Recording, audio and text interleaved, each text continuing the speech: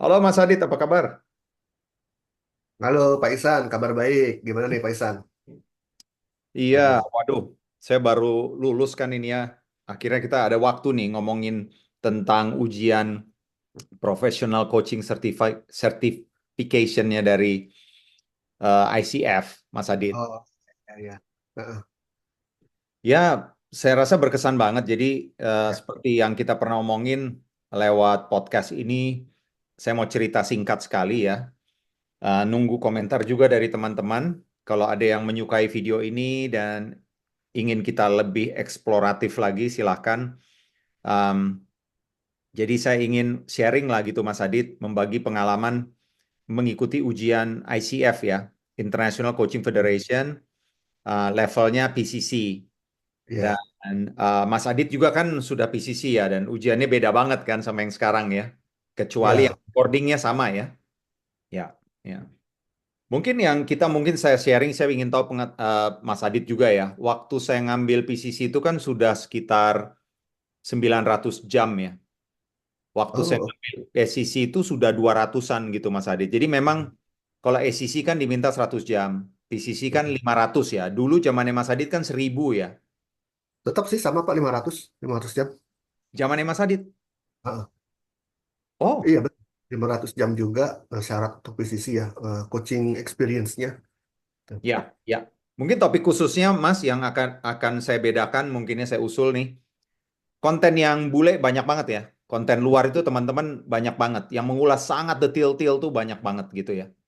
Kalau ada nanti yang tertarik atau mungkin di lain kesempatan kita bahas detailnya boleh banget. Boleh banget.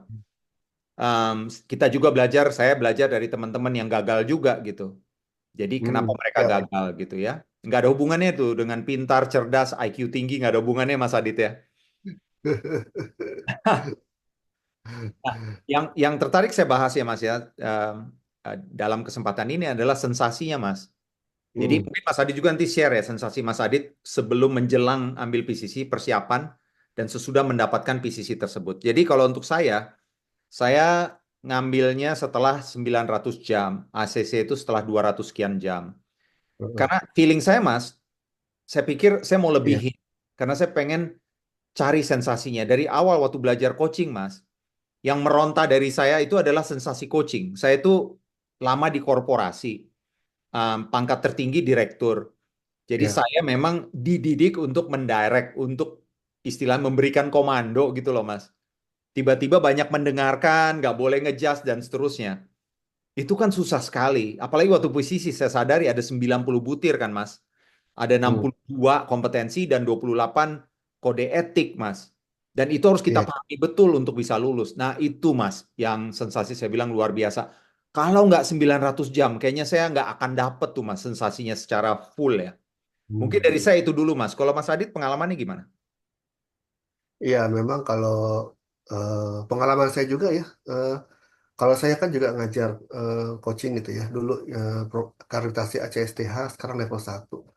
Juga terasa sih kalau buat para peserta pelatihan coaching yang levelnya leaders gitu ya, manajer senior ke atas, itu mereka agak sulit untuk adjust apa ya gayanya gitu ya.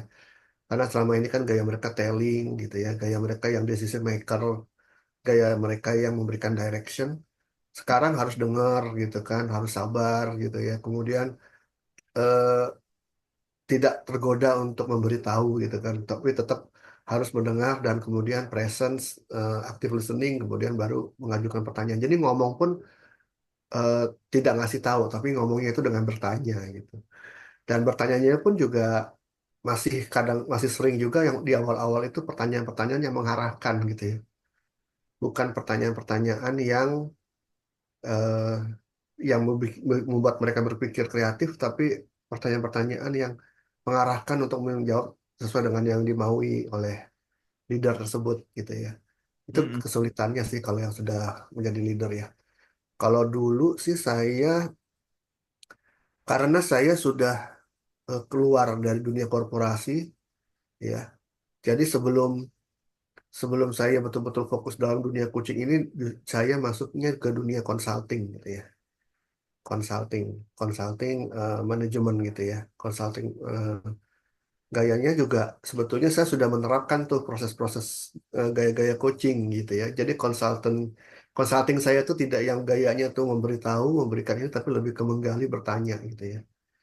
Kalau saya pribadi sih nggak begitu ada kesulitan gitu ya. Tapi memang kalau Maaf Mas Adit, berapa jam Mas Adit eh, ngambil ACC level pertama itu? Setelah berapa jam terkumpul? oh sekitar berapa ya? 600-an jam deh kayaknya. Nah, kan keren kan? Jadi saya rasa ada benefitnya Mas ya kalau ngambil lebih jauh. Mas Adit tuh 6 kali lebih dari yang dibutuhkan. 100 doang kan sebenarnya.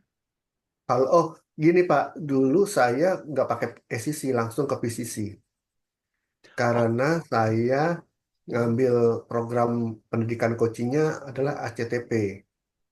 ACTP itu adalah program pendidikan coaching yang eh, mempelajari coaching ya dari level ini ya, dari sampai ke level PCC gitu ya. nah Jadi ini menarik belajar. Mas. Ini menarik. Ini rute kita beda. Rute saya itu rute yang saya nyoba dulu gitu, Mas. Mas Adit kok bisa pede gitu, Mas, langsung PCC gitu? Itu saya trainingnya itu kan tahun 2000, kalau nggak salah tahun 2012 lanjut 2014. Jadi 2 tahun trainingnya itu. Jadi 125 jam itu dipecah menjadi 60 jamnya itu di tahun 2012, yang 65 jamnya tuh tahun 2014 kalau nggak salah ya. Cuman saya baru baru pede untuk ngambil kredensialnya itu di tahun 2016 akhir kalau nggak salah. Jadi udah 2 tahun setelah saya lulus ACTP itu gitu. Sambil mengumpulkan coaching hours. Nah, dari tahun 2012 itu coaching hoursnya sudah bisa dikumpulkan ya. Waktu itu sih sejak tahun 2012 ya gitu ya. Masih diizinkan mengumpulkan coaching hours sejak training pertama itu berjalan gitu ya. Kalau sekarang kayaknya harusnya dihitungnya setelah training selesai gitu. Nah, kenapa saya bisa mengumpulkan coaching hours banyak? Karena sejak 2012 itu pun saya sudah join di salah satu coaching firm ya, bisnis coaching gitu ya. Walaupun eh, gayanya bisnis coachingnya di situ ya tidak, bukan gaya coaching sebetulnya, tapi gaya mentoring consulting gitu ya. Cuma khusus saya pribadi, saya mempraktekkan coaching gitu ya. Jadi saya eh, mempraktekkan coaching. Kalau memang mereka perlu consulting atau mentoring, baru saya switch gitu ya.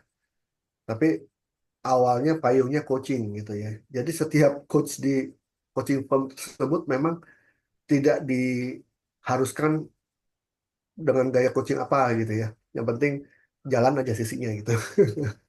Nah, karena saya sudah belajar yang coaching ICF, ya udah saya terapkan yang gaya ICF itu. Jadi cukup cepat mengumpulkan coaching hours-nya ya. Mhm. Mhm. Karena setiap hari selalu ada klien gitu kan. Ya, Dan ini rata-rata berbayar. penting juga meng-highlight latar belakang Mas Adit itu HR kan dan training ya. Sementara latar belakang saya itu korporasi di bidang bisnis. Ya. Istilahnya saya baru paham gitu ya pada saat saya level director gitu ya, namanya juga direktur ya, direct. Jadi memang mendirect orang gitu. Jadi transisinya dan ini dialami oleh banyak teman-teman itu cukup menantang sekali loh Mas. Nah kalau untuk Mas sendiri dari training dari HR transisinya mudah nggak Mas? Kalau dari HR saya tuh terakhir HR di bagian training ya, Hmm. itu di tahun 2027 tuh. Gitu ya. Hmm. Waktu itu saya sebetulnya bukan HR, betul-betul HR, tapi khusus di training dan developmentnya gitu ya. Hmm. Di sebuah training center ya, di suatu perusahaan tambang gitu. Itu Hmm. itu jadi lebih ke manajemennya sih gitu ya. Hmm. Karena yang memberikan pelatihan juga ada sendiri gitu ya. Waktu saya jadi consulting gitu ya, setelah itu saya pindah ke Jakarta, masuk ke perusahaan consulting. Nah, di perusahaan consulting ini juga saya menjadi trainer juga gitu ya. Karena di perusahaan tersebut selain consulting ada modul-modul pelatihan juga gitu. Jadi saya di situ ditempa menjadi trainer juga. Jadi Hmm. trainer jadi konsultan gitu ya. Jadi tergantung, kalau proyeknya consulting saya jadi konsultan, kalau proyeknya training ya saya jadi trainer gitu. Jadi ditempatnya di situ gitu ya. Sebenarnya Mas Adit, trainer itu juga ada kecenderungan loh Mas, memberikan kuliah kan dia cenderungnya. Iya, Artinya ya, ada some trainers, I think saya percaya bahwa dari seorang trainers menjadi ICF coach, dia bisa jadi struggle juga kalau dia udah nyaman ya memberikan training, kuliah, mengarahkan partisipan tiba-tiba suruh dengerin kan. Saya iya. pernah ketemu trainer itu saya merasa kayak ini orang kompulsif talker gitu loh. Emang doyan ngobrol gitu, doyan ngomong gitu. Saya bilang nih gimana bisa jadi coach nih, pasti susah Iya, transisinya. betul sih. Iya. Sebagai trainer dulu juga saya lebih banyak ya ini ya kan di atas panggung ya. Hmm. Jadi eh, banyak yang memberi sebagai sumber sumber referensi orang gitu ya, sebagai dianggap yang ahli gitu atau yang expert eh, di bidang tersebut gitu ya. Jadi banyaknya minta dikasih tahu gitu kan. Hmm. Waktu saya belum mengenal coaching ya tetap saya memang gayanya ya gaya trainer yang kebanyakan gitulah ya, yang ngasih tahu segala macam gitu ya. Cuman begitu saya belajar coaching ICF ini gitu ya, eh, saya sudah apa ya? Sebenarnya gini sih Pak ya, saya menyadari bahwa sebetulnya gaya coaching ini gitu ya, mendengarkan, bertanya itu sudah jadi nature saya sejak dulu sih. Hmm. Hmm. Jadi waktu zaman kuliah itu ingat juga ya. Ya, jangankan zaman kuliah, zaman SMA itu ini nggak tahu bibit atau apa gitu ya. Memang saya paling sering jadi tempat curhat. Itu tanda-tanda, itu tondo-tondo istilahnya ya. Ya apa kata orang bibitnya gitu ya, bibitnya udah ada. Ya, ya. Jadi tempat curhat, terus juga eh, walaupun saya nggak tahu bahwa itu cara coaching ya, karena waktu SMA mungkin coaching jangankan di Indonesia, di Amerika sendiri masih sesuatu yang eh, masih asing gitu ya. Jadi saya cuma mendengar, tanya, tanya, dengar, tanya gitu ya. Eh, jadi dua itu aja sih yang saya praktekin ya. Saya Jadi sejak tinggal di ah, Amerika kan Mas Adit ya. Itu saya ah, setuju banget ya Mas Adit bilang. Bahkan masih baru di Amerika. Jadi ini ah, kisah nyata ya teman-teman ya, ya. Bahwa saya pernah punya teman gitu ya yang cerita pada saat dia menghadapi orang HR-nya. Orang HR loh Mas Adit. Yang sudah belasan tahun. Terus mm, dia bilang begini. Nah kebetulan teman saya udah tahu coaching dari saya. Bahkan pernah saya secara tidak langsung saya coaching lah gitu ya, tidak formal. Tapi dia mengalami coaching itu apa dan dia tanya-tanya coaching itu seperti apa. Nah, si HR itu bilang pada suatu kesempatan dialog sama teman saya ini, dia bilang saya coaching ya kamu ya. Terus mulailah dia melakukan tindakan pertanyaan dan seterusnya ya. Terus dia stop sama dia di tengah-tengah gitu.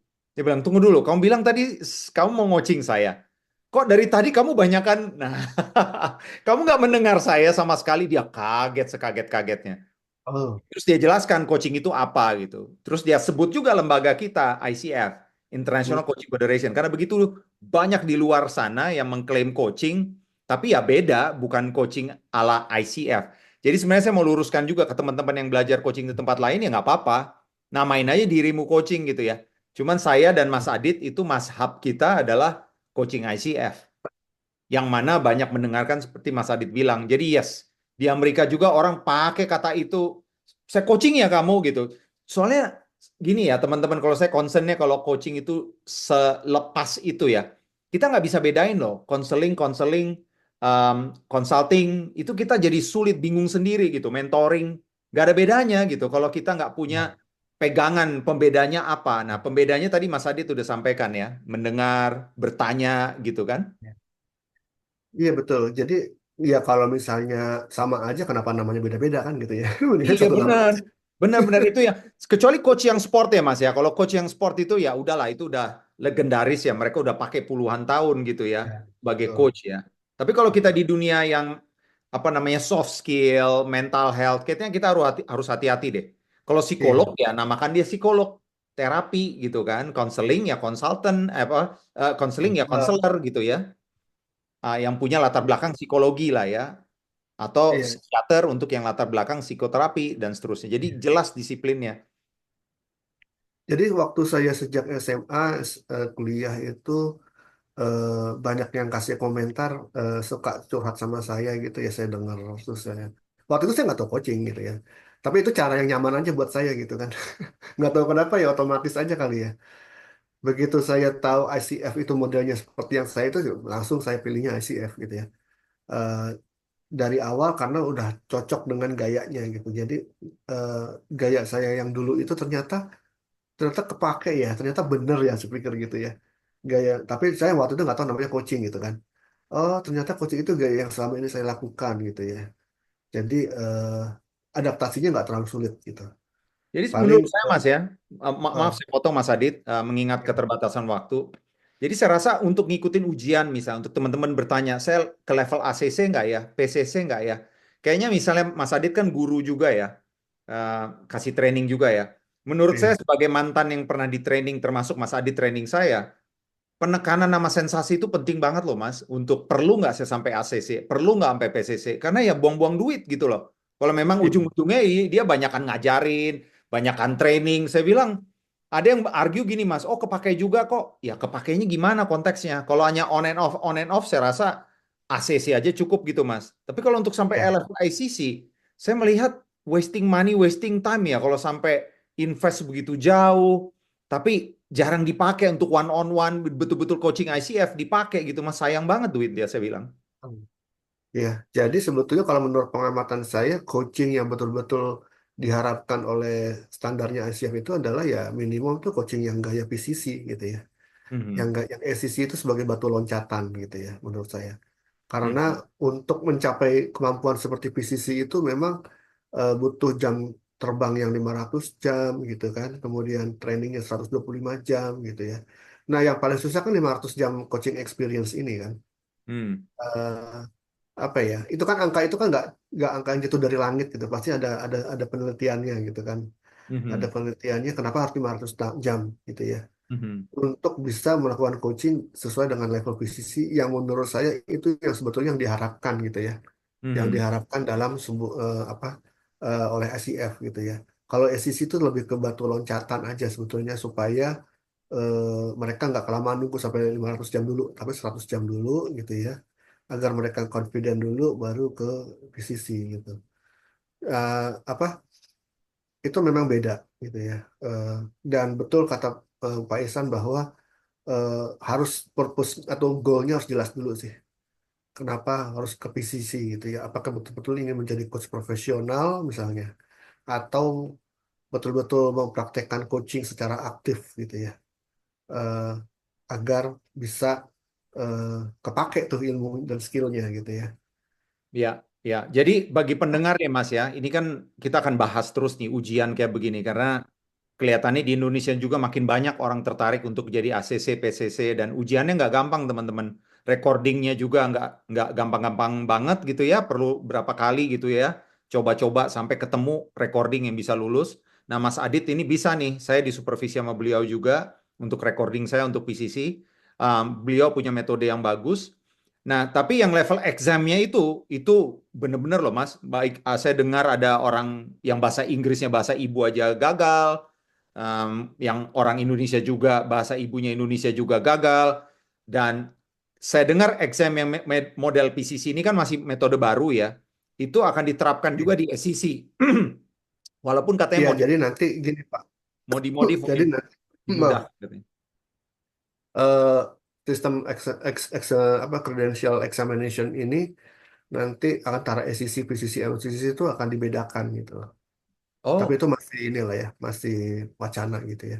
ya, Atau udah sedang beta project atau apa? SEC-nya Mas, SEC-nya udah diluncurkan kata Mas Sudah Adit kalau nggak salah diluncurkan yang ya. ngomong. Iya, SEC-nya sudah udah diluncurkan. dirubah sama PCC beda. PCC MCC Iya. sama, exam Ah, credentialing examnya sama.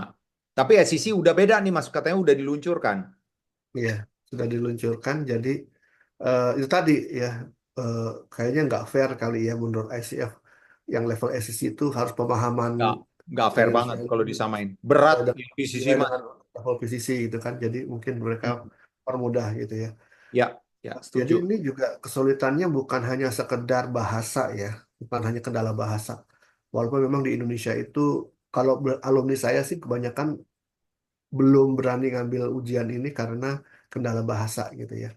Menurut saya bukan itu sih, tapi lebih memang pemahamannya betul-betul tentang kode etik dan kompetensi Setuju, ini gitu ya. setuju banget. Setuju banget, Jadi Mas. Saya tuh belajar kompetensi sama itu, aduh Mas, 90 Mas. Itu saya ulang-ulang, nggak hanya saya ulang ya, saya resapi. Kenapa ya begini gitu?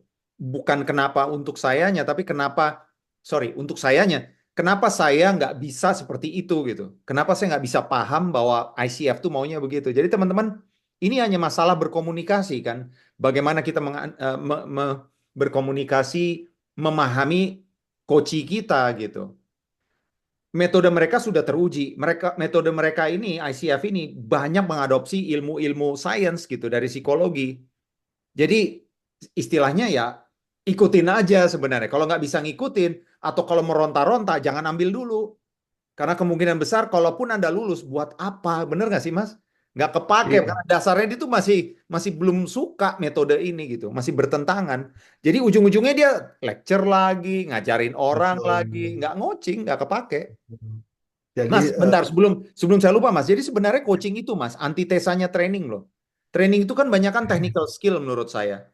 Jadi betul. istilahnya kalau orang udah terbiasa satu arah atau mayoritas satu arah, ya sebaiknya saya bilang berpikir 1000 kali deh. Kecuali emang banyak duit ya, ngambil ICC, PCC for fun untuk gaya-gayaan. Oh lu hebat coach, walaupun dia nggak praktek gitu ya.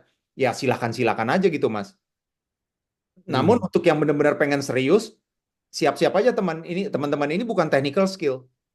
Benar-benar kita menjadi seorang yang mampu mendengar, berpartner sama sama sama coach untuk mencari solusi yang dia yang hasilkan, dia yang akan komit dan dia yang accountable terhadap solusi tersebut.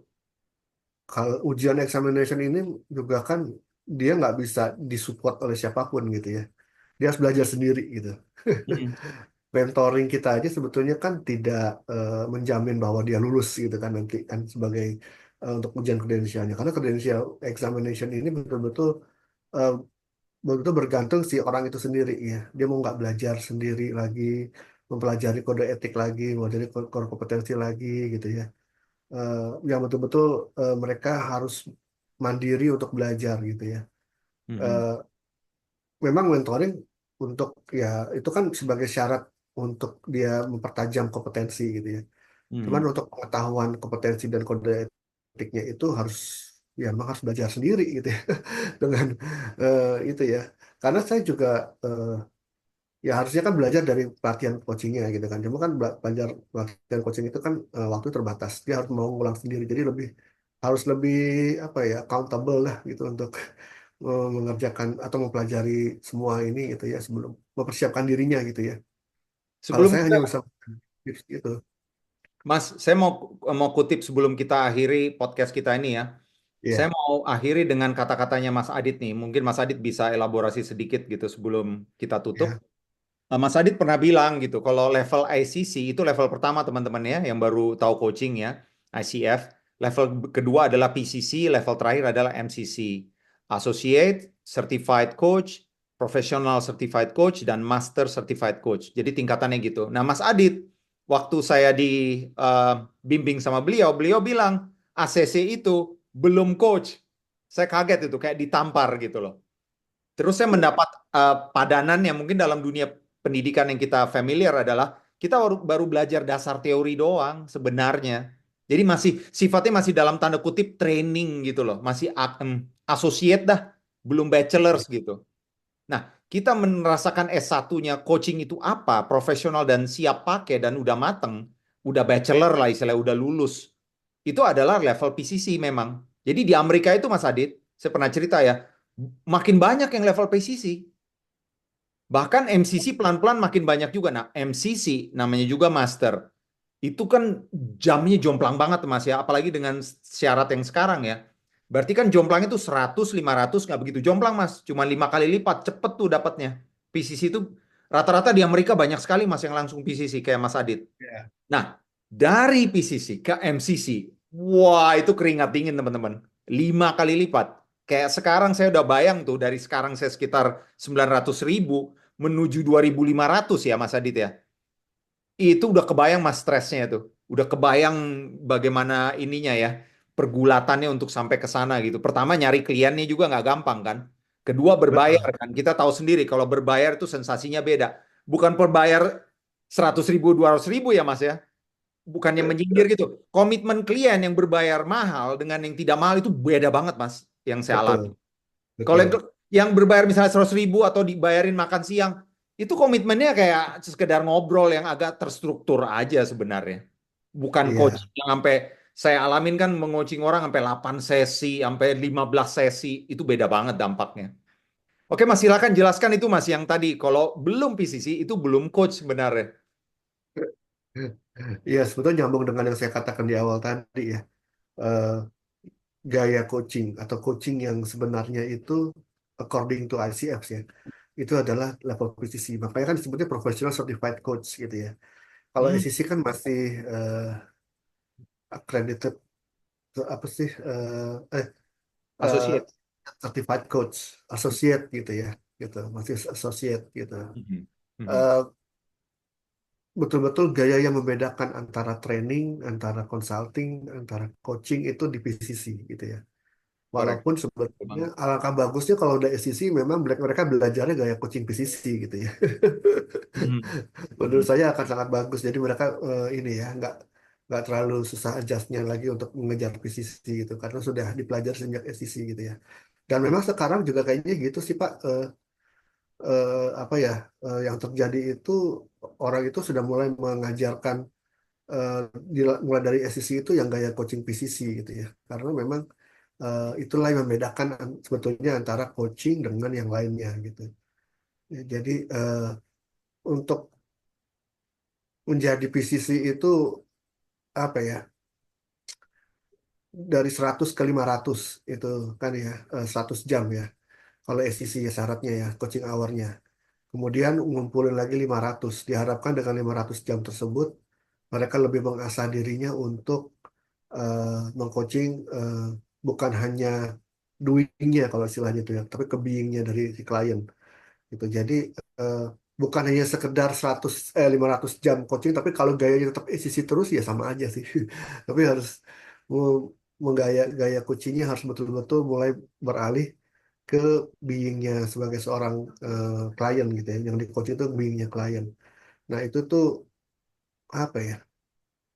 Butuh mindset yang berubah gitu ya. Butuh perubahan mindset eh, apa dalam mengcoaching gitu ya. Jadi eh, menurut saya sih mindset yang coaching mindset yang di kompetensi itu penting banget gitu ya. Penting banget untuk bisa terinternalisasi dan dipraktekkan banget gitu ya. Karena kalau kalau gaya coaching SCC kan masih fokusnya jadi apa yang harus kamu lakukan gitu kan. Apa yang harus kamu lakukan secara berbeda lebih ke doing doing doing gitu ya. Padahal di balik doing tersebut tuh ada apa yang ya betul-betul paling penting untuk di coaching itu tentang dirinya si klien itu sendiri gitu. Nah, Mhm. ini yang agak sulit untuk dipahami oleh orang yang kalau gaya coachingnya itu masih terbiasa dengan doing, doing, doing terus gitu ya. Jadi pelan-pelan harus shifting ke being gitu ya. Eh, Itu saya yakin banyak pengalaman Mas Adit di situ ya, membongkar yang tipikal doing, doing, doing menjadi being tadi ya. Saya juga langsung kepikiran ada beberapa contoh juga. Next time kita iya, share Mas ya. iya, Namun untuk saat ini kita akhiri sampai sekarang Mas Adit. Sampai iya. podcast yang berikut ya. Saya Iksan Tobing, PCC ICF. Mas Adit silakan perkenalkan. Saya Muhammad Aditya Mijaya, PCC juga dari ICF. Oh, calon MCC tapi Mas Adit ini. Cuman beliau perfeksionis, beliau udah cukup jamnya. Cuman lagi mencari gimana cara meraih tersebut dengan cara yang elegan. Ya, hebat nih Mas Adit. Iya, iya, iya. Itu kan Baik, journey tersendiri ya, Pak ya. benar-benar Mas. Makanya saya juga akan melakukan hal yang sama Mas. Mas memberikan contoh yang menggugah saya dengan sangat baik bahwa it's not about gelar-gelar itu tapi sensasi experience-nya itu penting banget. Makanya saya tahu Betul. perjalanan menuju MCC ini udah berasa nih Mas. Bakal nanjak banget nih. Nanjak banget. Saya baru lulus loh, baru berapa minggu lulus PCC ya. Iya, Wah, udah bener-bener mulai berasa bebannya nih. Apa yang harus dikerjakan, supervisi dan seterusnya kan itu penting. iya, Oke betul. Mas Adi, thank you sekali waktunya. Sampai di lain kesempatan ya Mas. Teman-teman, terima Iya, kasih untuk menonton. iya. Please like, subscribe, dan ikuti kami di konten yang berikutnya. Jika ingin hubungi kami, ada di bawah deskripsi Mas Adit dan saya sendiri. Oke, terima kasih. Sampai jumpa. Sampai jumpa.